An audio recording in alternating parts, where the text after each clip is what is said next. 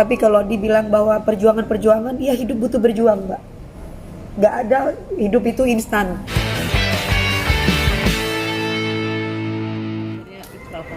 Depannya Mbak. Iya, ya ikrar talak kan ketok palunya udah selesai ya Mas Andi ya. Udah 2 minggu yang lalu ya Mas Andi ya. Jadi ya alhamdulillah dipermudah semua, diperlancar semuanya. Ya udah mau gimana lagi, memang kan memang seharusnya seperti ini kan, mengikuti proses yang ada. Ya Bang Sandi. Kan kebetulan memang Bang Sandi sama Mas Kris yang ngurusin semuanya. Jadi kan memang saya tidak hadir kan. Tapi perasaan sendiri seperti apa sih? Karena kan memang sudah nggak kepengen dari awal kan, memang udah nggak kepengen ribut-ribut dan pengen cepet selesai. Iya, ya perasaannya pasti lebih lega ya Mbak. Itu cuman gimana ya, lebih lega aja gitu maksudnya. Ya harus begini. Ya harus begini gitu ya. Diterima nggak terima ya harus begini gitu. Ya harus siap gitu, karena semuanya ini kan pasti kan ada suara ngaji nih hatiku gimana gitu perasaannya, lebih ke ikhlas, lebih menerima gitu, begini lagi ya gitu. Tapi berusaha move on kembali harus dong Mbak. Skenario Allah atau keputusan yang tidak sesuai dengan hati harus aku terima, walaupun tidak sesuai dengan hati. Namanya juga cobaan. Karena kan siap atau tidak siap diuji, ya harus siap kan gitu kayak Mas Sandi. Kan kita siap atau tidak siap untuk diuji sama Tuhan, ya harus siap. Saat ini mungkin ini lagi, bukan mungkin ya, tapi memang saya lagi diuji sama Tuhan. Sekuat apa, setegar apa gitu. Tapi ada rasa penyesalan nggak ini kali ini gagal lagi? Yang menyesal bukan saya lah Mbak. Yang menyesal ya pasti yang menggugat saya insya Allah. Kan saya nggak selingkuh, saya nggak ngapa-ngapain. Tiba-tiba saya digugat. Karena nggak ada apa-apa tapi tiba-tiba digugat, kecewa nggak Mbak? Kecewa. Jangan pancing-pancing, udah ada mancing-pancing lagi. Udah dong, jangan mundur. Kecewa kenapa Bang? Kecewanya ya namanya rumah tangga itu kan gak ada yang sempurna Mas. Mencari pasangan juga pasti gak akan mungkin ada yang sempurna. Kalau kita mencari yang sempurna ya gak mungkin dapat. Makanya setahun, 2 tahun, 3 tahun, 4 tahun, 5 tahun disabar-sabarin, tidak digugat. Apalagi saya punya sahabat, punya teman yang selalu tabayun terus kayak Bang Sandi, yang selalu bikin saya itu menerima dan ikhlas gitu. Kalau niat ingin perang mah udah dari kemarin, udah emosi mulu gitu ya. Udah siap lah ya. Udah siap gitu. Tapi kan beliaunya ini sama Mas Kris selalu ngademin hati saya gitu, bahwa oh iya ya, balik lagi bahwa ini tidak akan mungkin terjadi kalau bukan karena memang diuji sama Tuhan. Jadi justru aku merasa bersyukur, alhamdulillah bukan aku yang menggugat gitu. Kalau aku yang menggugat berarti tandanya aku wanita seperti apa sih Mbak? Kan ibaratnya mau suami itu selingkuh, mau suami itu berbuat jahat sama kita, pihak perempuan setahu saya, yang saya pelajari dari keluarga saya, nggak boleh menggugat. Jadi menerima saja gitu. Dari suami pertama sampai saat ini pun saya kan nggak pernah menggugat dan saya menerima. Ya alhamdulillah Allah melindungi saya gitu. Jadi bukan saya menggugat, tapi orangnya permisi, tahu diri gitu. Tapi udah klarifikasi belum sih pihak sana, dan udah minta maaf belum sih masalah yang kemarin ribut-ribut di IG, masalah transfer, masalah yang lainnya? Belum. Tapi rencananya kita akan menyampaikan, seperti saya bicara sama Mbak DP kemarin, kita tidak akan membuat laporan dan tidak akan mengirimkan somasi, karena dari Mbak Neng sendiri sudah memaafkan bila mana dari pihaknya Mas Angga sendiri sudah mengklarifikasi dan juga sudah mengakui perbuatannya, mengakui semua apa yang pernah dilakukan.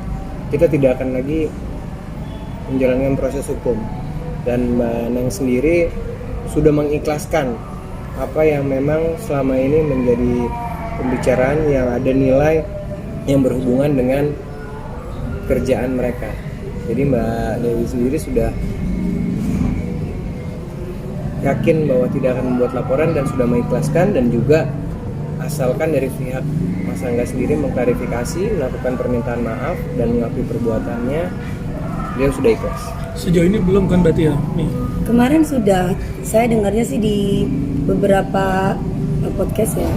Tapi dari Bang Sandi juga bilang bahwa beliaunya menangis ke Bang Sandi dan akan meminta maaf. Jadi seperti saya, ya sudah, kalau memang udah minta maaf ya ngapain lagi Mas? Gitu. Kan yang kemarin saya bahas itu karena dia kan ngotot bahwa perceraiannya yang seperti diasumsikan oleh masyarakat gitu. Tapi kan sebenarnya bukan masalah itu gitu. Rumah tangga kami itu dari kemarin-kemarin bergejolak itu bukan masalah itu, masalah ketidakterbukaan aja, masalah kejujuran gitu yang selalu ditutupi terus gitu. Tapi mau nggak mau ya saya butuh kejujuran dia, bahwa dari tanda tangan, dari nama Budianto, dari uang yang sudah masuk, dari tahun berapa itu sudah gitu kan. Cuman kalau kemarin saya tuh sempat agak marah, walaupun saya ditegur sama Bang Sandi, Mbak Neng kan sudah memaafkan, ya sudah gitu. Jadi itu saya, ya namanya manusia ya Mas, aku tidak mengungkit uang yang sudah selesai, tapi ini lo kan sudah bercerai. Maksud aku ya sudah, kalau sudah bercerai jangan ngambil duit lagi gitu loh. Tapi kalau sudah bercerai ya sudah gitu. Saya cuma meminta hak saya ketika saya sudah bercerai, bukan meminta hak saya ketika masih bersuami istri. Saya tidak pernah melihat harta memang tidak dibawa mati, makanya saya nggak pernah mau ambil lagi duitnya. Ya udah ambil. Cuman ketika saya sudah bercerai, kok kamu masih ada nama Budianto lagi sih gitu loh. Kok masih mengurusin kerjaan saya lagi. Itu yang saya komplain sama Bang Sandi. Terus kata Bang Sandi, alhamdulillah sudah ditelepon beliaunya dan sudah clear masalahnya, dan beliaunya siap untuk meminta maaf lagi dan tidak akan melakukan perbuatan itu lagi dengan saya gitu. Tapi udah minta maaf langsung ke Mami atau terbuka nanti di media atau gimana? Mungkin akan terbuka di media. Kayak yang saya minta dia terbuka di media dong. Ya paling kan diundang di podcast, diundang di acara-acara TV kan dapat duit. Ya paling nggak ngomong lah. Kalau memang aku salah, tanda tangan palsu kan ada pasalnya ya Bang Sandi. Iya saya salah, gitu doang kok. Mas, aku tuh bukan orang yang nggak ngerti tentang dunia entertain. Temen aku banyak IO, memarkup itu tidak masalah gitu. Tapi ini suami sendiri gak ngomong sama aku gitu doang. Gak ngomong dan banyak kebutuhan-kebutuhan lain yang tidak dilaksanakan kewajibannya gitu. Tapi menuntut aku memberikan haknya gitu. Tapi ada rencana nggak sih mungkin ketemu, pengen nggak mungkin duduk berdua? Butuh proses. Aku sakit Mbak, butuh proses. Aku bilang sama Bang Sandi, tabayun, banyak istighfar kata Bang Sandi. Iya, dipertemukan, belum mampu. Karena saya tidak menginginkan perceraian dari dulu, dari pertama, kedua, ketiga. Tapi ujian itu untuk saya tidak bisa menolak Mbak. Gitu. Jadi kalau ada sesama perempuan bilang kok doyan banget kawin, kok doyan banget cerai gitu ya. Loh kalau saya menggugat itu saya doyan cerai. Jadi saya digugat loh, saya itu tergugat. Dari pertama menikah, kedua introspeksi, saya selalu introspeksi kok. Saya selalu introspeksi. Tapi yang saya tahu perceraian itu kan pasti karena perselingkuhan. Sedangkan 3 suami saya tidak pernah selingkuh. Saya harus keras. Saya tidak pernah KDRT, saya tidak pernah melakukan yang kayak gimana-gimana. Jadi ini takdir saya yang belum tentu wanita lain bisa mempunyai takdir yang sama seperti saya gitu. Mi katanya butuh waktu untuk ketemu. Emang kalau ngeliat Angga kenapa sih Mi? Dia butuh waktu untuk Sakit masih Mas. Trauma ya? Rasa trauma atau gimana? Trauma aku masih trauma. Tadi juga lucunya sempat setelah baca ikrar ya, kan diwawancara sama anak. Nah, ini Mas Angga sendiri akhirnya mengungkapkan masa-masa perjuangan kalian seperti kayak ada penyesalan sendiri.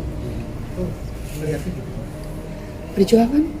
Perjuangan kalian Dari awal mungkin. Ya, maksudnya mungkin dia menceritakan momen waktu lagi bahagia.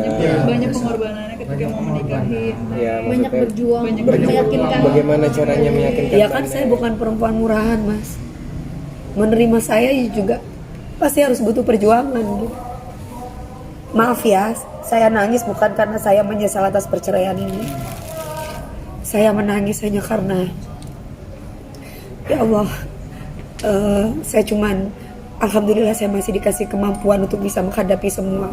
Saya melihat keluarga-keluarga yang lain bersama, keluarga yang lain utuh, itu saya merasa hati saya, kapan saya bisa memiliki keluarga yang utuh, bahagia. Cuman itu. Tapi kalau dibilang bahwa perjuangan-perjuangan, ya hidup butuh berjuang, Mbak. Gak ada hidup itu instan. Ketika aku memilih dia sebagai pasangan aku, berarti tandanya aku sudah siap untuk menerima semua kekurangan dia. Jadi kalau ada yang bilang, kok sekarang bicara masalah duit, gak ada bicara masalah duit. Saya cuma meluruskan ini masalah duit saya yang diambil ratusan juta sama orang gitu. Mungkin bahkan sudah MM-an, bahkan mungkin sudah berapa M yang saya nggak tahu dari tahun sebelum-sebelumnya pernikahan kami gitu.